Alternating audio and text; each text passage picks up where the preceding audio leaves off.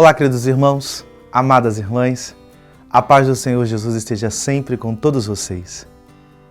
Hoje, segunda-feira, dia 13 de janeiro, estamos na primeira semana do Tempo Comum. E nesse momento, juntos, vamos ler e meditar no Evangelho que está em São Marcos, capítulo 1, versículos 14 a 20. Depois que João Batista foi preso, Jesus foi para a Galileia pregando o Evangelho de Deus e dizendo: o tempo já se completou e o reino de Deus está próximo. Convertei-vos e crede no Evangelho. E passando à beira do mar da Galileia, Jesus viu Simão e André, seu irmão, que lançavam a rede ao mar, pois eram pescadores.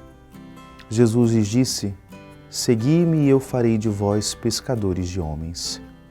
E eles, deixando imediatamente as redes, seguiram a Jesus. Caminhando mais um pouco, viu também Tiago e João, filhos de Zebedeu. Estavam na barca, consertando as redes, e logo os chamou. Eles deixaram seu pai Zebedeu na barca com os empregados e partiram, seguindo Jesus. Palavra da salvação. Queridos irmãos, amadas irmãs, com essa liturgia desse dia, nós iniciamos o tempo comum na sua primeira parte. Estamos na primeira semana. O tempo comum, ele, durante o nosso ano litúrgico, ele se divide em duas partes. Ele começa agora, após o tempo do Natal, e vai até a terça de Carnaval, ou seja, a terça antes da quarta-feira de cinzas. Esse é a primeira parte do tempo comum.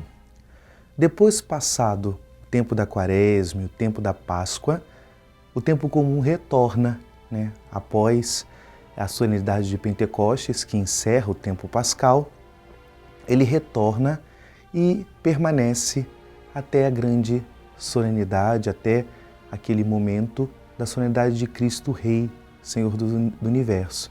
E ali se encerra o ano litúrgico e se inicia outro com o tempo do Advento. Então, estamos nesse momento, iniciando o tempo comum na sua primeira parte. E nós temos a oportunidade de, através do tempo comum, principalmente da liturgia da palavra do tempo comum, nós somos introduzidos nos acontecimentos, e há um trajeto, uma jornada nos acontecimentos do ministério público de Jesus. Essa é uma marca do tempo comum. Ao mesmo tempo que entramos nas atitudes, nos gestos, nas palavras, nos episódios do ministério público de Jesus, o tempo comum ele também tem o objetivo de nos dar a graça de santificar também o nosso cotidiano, de fazer do nosso dia a dia um lugar da manifestação de Deus, que no dia a dia nós possamos viver a santificação, a graça, a conversão, o crescimento. Nós temos momentos culminantes, Os tempos fortes, eles são momentos culminantes de renovo, de graça. Assim também como na nossa vida pessoal, nós temos momentos culminantes de retiros, de encontros, de formações. Contudo, esses pontos culminantes, eles são instrumentos para que possamos cada vez mais nos santificar no dia a dia, no cotidiano. Porque a nossa vida não é feita de pontos culminantes. De fato, a maior parte da nossa existência é a rotina, é o dia a dia, e essa deve ser vivida em Deus. Então, o grande objetivo espiritual do tempo comum é inserir no dia a dia, nos passos cotidianos da nossa existência, a salvação. Que vivamos as realidades mais triviais do dia a dia em Deus, para Deus e com Deus. E quando nós escutamos esse Evangelho de hoje, aqui nós temos duas realidades que podem nos fazer crescer muito. Primeiro, nós temos o início do ministério público de Jesus, que é um chamado à conversão. É a pregação do converter-se e crer no Evangelho. E Marcos ele coloca de modo quase concomitante, quase fazendo um paralelo, o chamado dos primeiros discípulos. E é interessante, porque nós temos até, se tornou até um bordão de que a conversão é diária, que todo dia nós somos chamados a uma transformação, a um movimento de vida. E esse movimento de vida vem da vivência da vocação. Em outras palavras, dentro de toda vocação, há uma proposta de transformação, há uma proposta de mudança de vida. E a vocação ela é vivida no dia a dia. A vocação matrimonial, existe o ponto culminante do dia do casamento, mas o que é o casamento, o que é a vida conjugal do que o dia a dia?